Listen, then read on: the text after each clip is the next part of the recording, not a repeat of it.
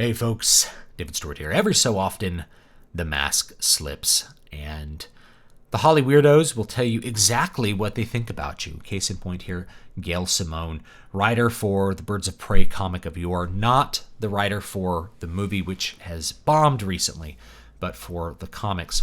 I guess had a Twitter meltdown over the fact that this movie didn't make money, that comic book fans weren't shelling out all of their cash to go see Birds of Prey.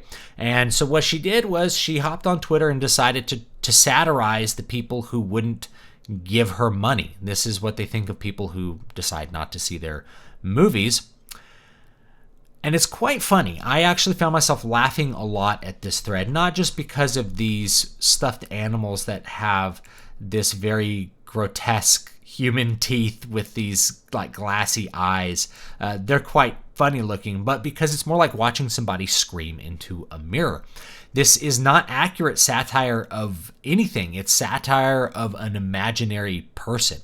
So it's like watching a derelict scream. It has a weird comical layer where it becomes a self-satirization. By satirizing the things which you imagine are true, you are just kind of satirizing yourself. It's like making a comic about the literal Nazis who support Donald Trump. It is funny in a way that's really unintended by the person who makes it. So this is what she imagines, the fans are like, that they're quite ugly with grotesque teeth, but they have very high standards. The girlfriend must keep trim, must love anime, will not work outside the home, doesn't leave the house without permission, doesn't have skanky friends, must dress sexy at all times, no unnatural hair colors, and looks ugly. This is how she imagines you guys. If Bernie doesn't get the nod, I'm writing in Charizard. If people want equality so much, why isn't their White History Month a thing? Did you ever think of that? Lol, checkmate, SJWs. Like this, these are arguments, and I think Scott Adams has said this. It's not that they're strawmanning. It's that they're hallucinating. They're actually imagining that somebody said something like that. They have hallucinated that somebody exists that says things like this. It goes on and on like this. It goes into cuckoldry areas. It gets more and more perverse and strange and funny in a way because it, again, is like watching somebody scream at the mirror. There's kind of an intense hatred that gets worse and worse as she imagines degrading. She starts to humiliate her imaginary opponents, which only becomes more and more odd as you go. So occasionally, like I said, they do reveal their hand. Now the question is, why didn't people go see Bird of Prey? I have a little bit of a conjecture, and my opinion is, first of all, I don't really go see any movies because I just don't have time.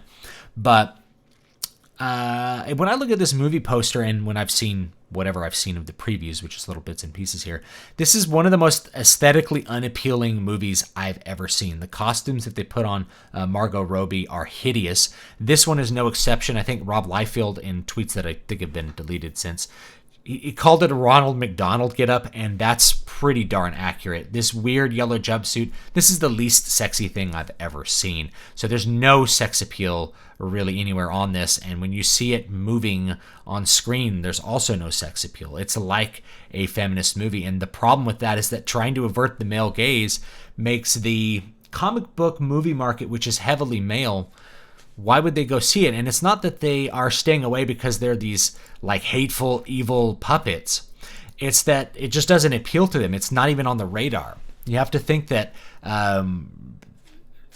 they're not going to notice things which are ugly, and they're certainly not going to take note of it. And if they do see it, they're like, well, I don't really want to see that, or maybe I'll wait till video. Why would you want to shell out money to see something that is so aesthetically bizarre and unattractive? And it's not just the costumes, and it's not just the fact that they made the women unsexy. Like every frame that I've seen of this movie looks unappealing to me.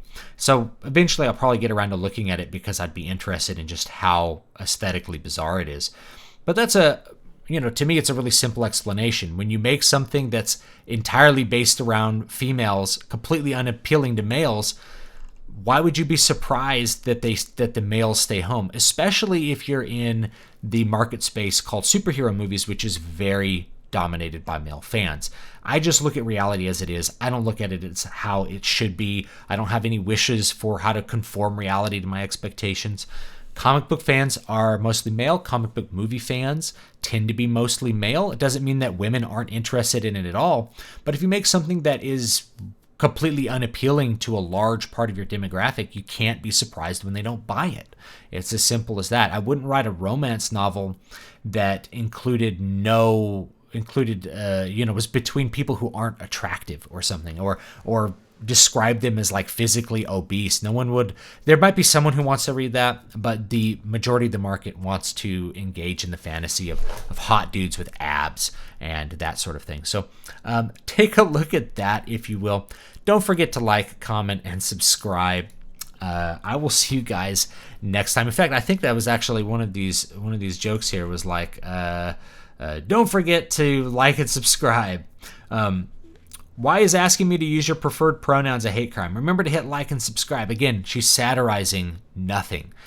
She's hallucinating that people exist that are like this. But you guys don't forget to like and subscribe. And I'll see you guys next time. Don't forget, new book is coming out in March, Keys to Prolific Creativity. Make sure you're on my mailing list, dvspress.com/list, to stay updated on that. And I will see you guys next time.